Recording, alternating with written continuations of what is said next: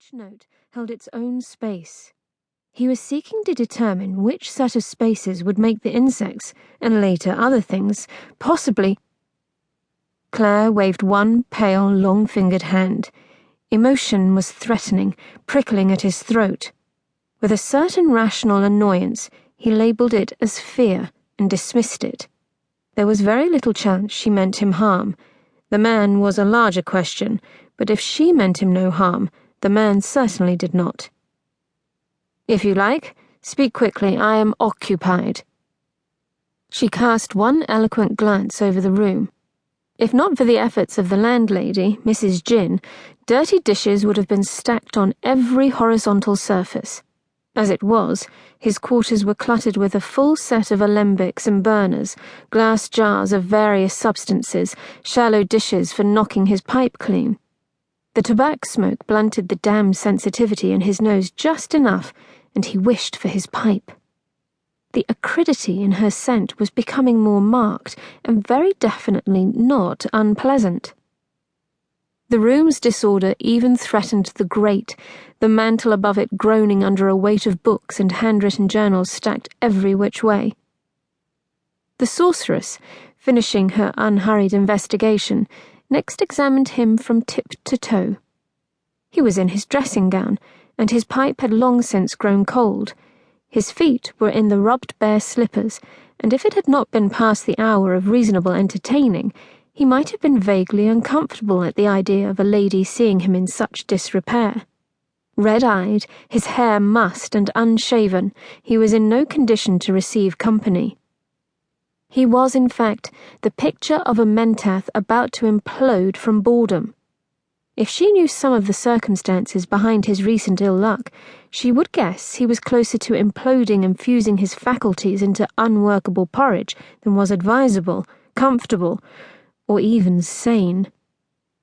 Yet, if she knew the circumstances behind his ill luck, would she look so calm? He did not know nearly enough yet. Frustration tickled behind his eyes, the sensation of pounding and seething inside the cup of his skull easing a fraction as he considered the possibilities of her arrival. Her gloved hand rose, and she held up a card. It was dun-coloured, and before she tossed it, a passionless, accurate flick of her fingers that snapped it through intervening space neat as you please, as if she dealt faro, he had already deduced and verified its provenance. He plucked it out of the air. "I'm called to the service of the Crown. You are to hold my leash. It is, of course, urgent. Does it have to do with an art professor?" For it had been some time since he had crossed wits with Dr. Vance, and that would distract him most handily. The man was a deuced wonderful adversary. His sally was only worth a raised eyebrow. She must have practiced that look in the mirror. Her features were strangely childlike, and the effect of the very adult expression was odd. "No, it is urgent. Mikal will stand guard while you dress. I shall be in the hansom outside. You have 10 minutes, sir." With that, she turned on her heel. Her skirts made a low, sweet sound, and the man was already holding the door.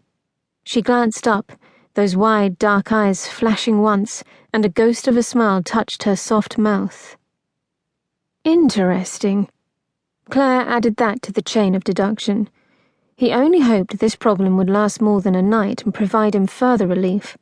If the young queen, or one of the ministers, had sent a summons card, it promised to be very diverting indeed. It was a delight to have something unknown, but within guessing reach.